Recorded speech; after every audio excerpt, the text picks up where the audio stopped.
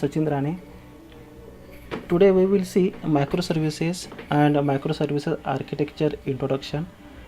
Uh, Nowadays there is a trend to develop the applications in terms of independent deployable units, and these are something loosely coupled.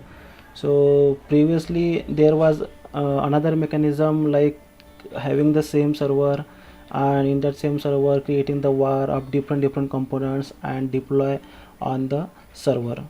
But currently that trend changed, and everyone wants to deploy and create and deploy the application as a independent unit. So there are advantages to do this. So we will go one by one with the older approach and with the new microservice architecture approach.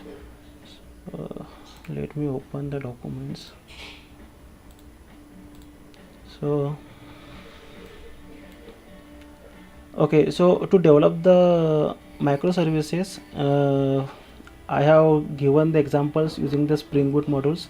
So I have given this name microservices using the Spring Boot. So whatever the applications I am going to use in this demonstration, I will use the Spring Boot to create the different modules, and we will have the architecture microservice architecture mechanism on the different Spring Boot modules. So main thing is why these microservices now coming as a boom in the software industry. So we can see previously what was the scenario. Previously we were having the Tomcat or JBoss server, and we were creating the different components in the same var file, and we were deploying that var file on the Tomcat or on the JBoss server, and that different components were connecting to the MySQL database. So that was the thing. So it is something like combining all the components in one infrastructure, and then deal with that. So for example, now here we can see storefront UI, means UI also in the same var file, and accounting service, inventory service, and shipping service. So different. So for example, now I want to have some enhancement with the shipping service. That time it is not possible to continue with the other service also, because I need to stop other services when I am going to do some changes or going to do deployment. So the whole system will be in the situation that it will be in the something stop the world scenario, like garbage collection we have seen stop the world. So all the system stops. So this is the main drawback of that previous monolithic architecture. So this is the old structure. This is we are saying as a monolithic architecture. It is a single deployable unit containing all other units like UI, services, etc.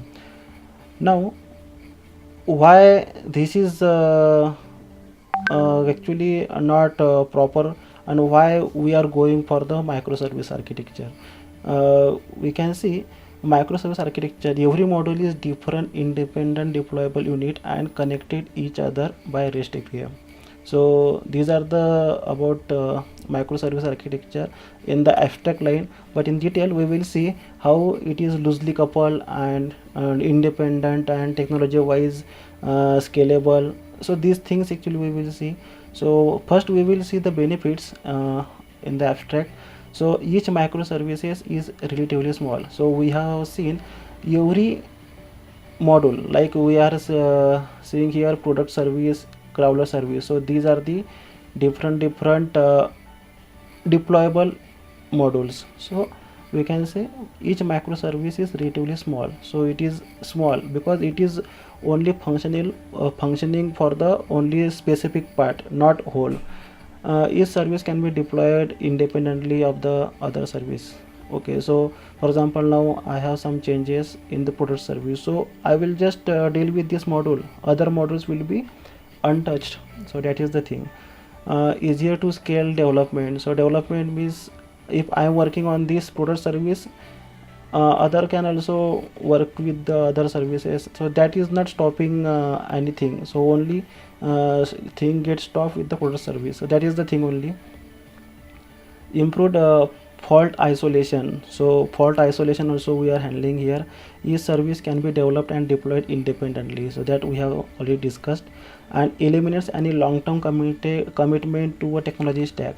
Okay, so main difference was, so in the previous we were stick with the only specific technology, and if we want to change the technology, that time scenario was something like that. For all the different components, that technology we were applying. So if we want to change any technology, that we need to change the for the all the components. So that was the for the this is this drawback for the previous this monolithic architecture.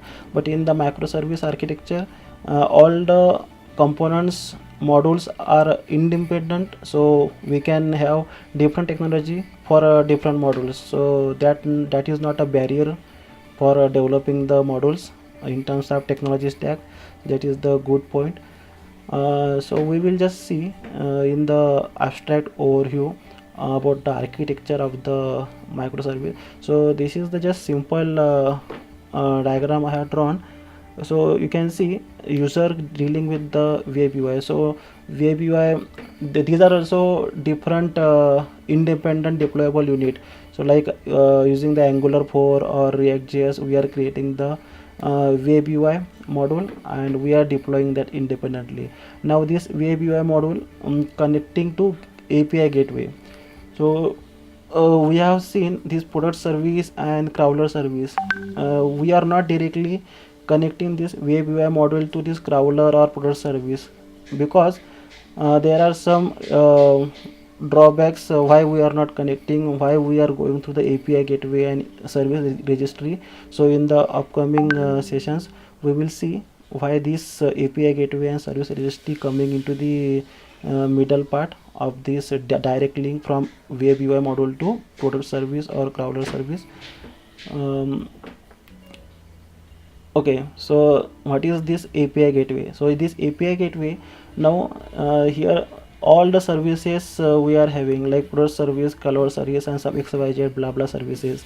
Now these services we can't remember all the services, so we should have was one single center point registry for all the services, and we should have some proxy mechanism, some authentication. So for the such mechanism we should have such mechanism to achieve all those things. So API gateway is the main point for that.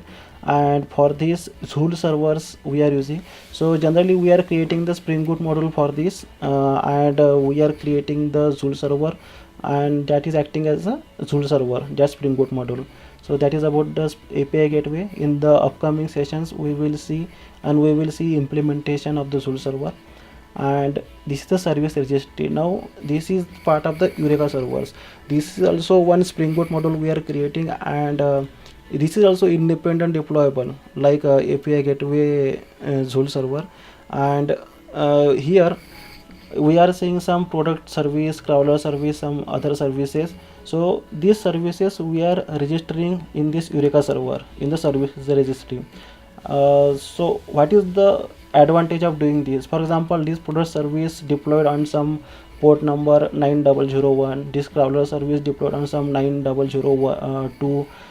We can't remember all the host and port number of all the services, right? So what is the thing, we will register all the services in the service registry, and in the service registry that all the host name and port, it will be having one unique alias name, and that name will be used to communicate from one service to another service. For example, now there is the crawler service, and in the crawler service I am using this product service. So what is the older approach? From the crawler service I will have some REST call or HTTP call, and from HTTP call I will get some product information in the crawler service. So that is the one thing. So I need to have that product service host name, a server name and port number. So that is the thing I required. So if there are multiple services like crawler service 1, crawler service 2, and they are going to connect with the product service, different services, so all the things we need to remember that server and port. So it's very, for simple small thing it is okay, but if it's going into some 10 50 some 100 or 500 different services, that is the tedious to remember, and it is the irritating task. So best way to register all the services like product services, cloud services in the service registry, and it's all the services, each service having its unique alias name, and that unique alias name will be used to communicate to different service. For example, this product service I can have that some unique alias like product hyphen service. So from crawler service I will not remember this server and port for the product service. I will just use that product hyphen service as a alias, and then after that what is the REST endpoint given for the controller implementation.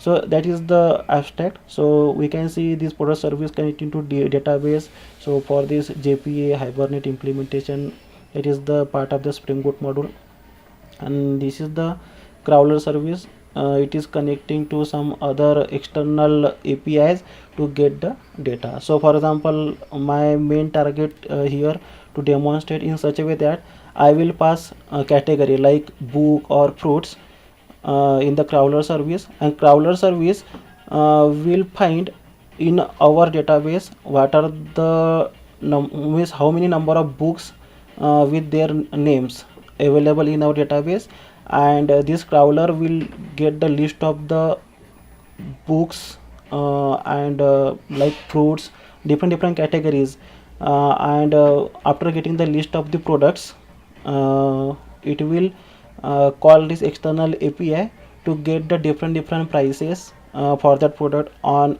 Amazon, on eBay, on flipkart.com. So let me show you that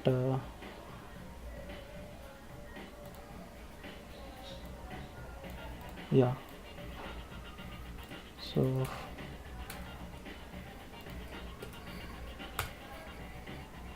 yeah, so you can see these prices. For example, Spring Book is there. For the Spring Book, the Amazon price is 200, Flipkart price is 220, and eBay price 230. So it is just crawling the prices for the product from the different sources. So we are calling this. So I have just created this dummy API, and I am using just this for test purpose. So that is the thing.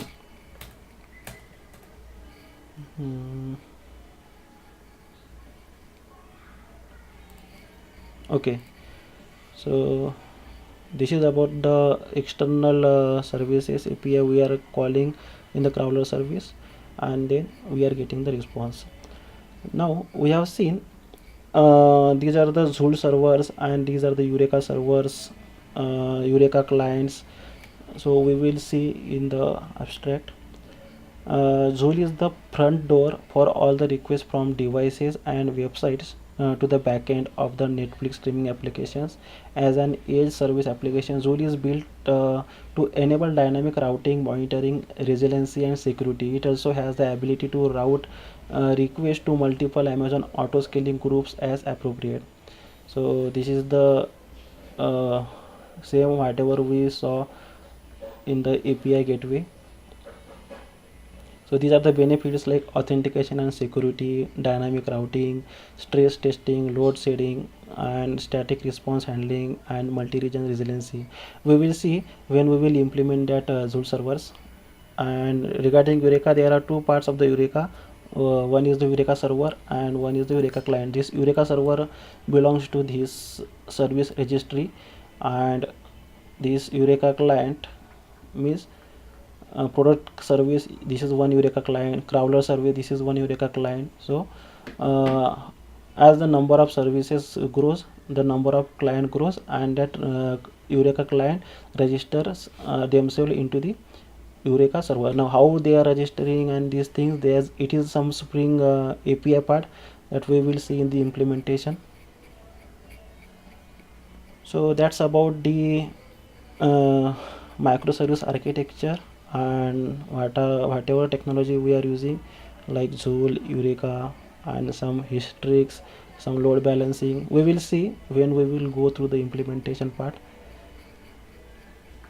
Now what's next? So we will create the webUI. Here we will not create webUI because I am not properly aware about the UI related things.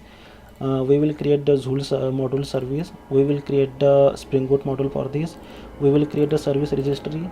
This is the Eureka server. We will create the SpringBoot module for this. We will create the services like product crawler module, and for this also we will create the one different SpringBoot module and DB services like product DB to fetch. For example, I will pass category like book or fruits, and I will get the how many number of products in our database. So this is the product DB module will be useful for that, and this is also SpringBoot module, and in this module we will use JP Hibernate. So for time being I didn't use any security mechanism, Spring security authentication authorization. I have another video created for that. So we will concentrate on the microservice architecture. So that's about the microservice architecture. Let's see implementation of the microservice architecture in the next video. Thank you.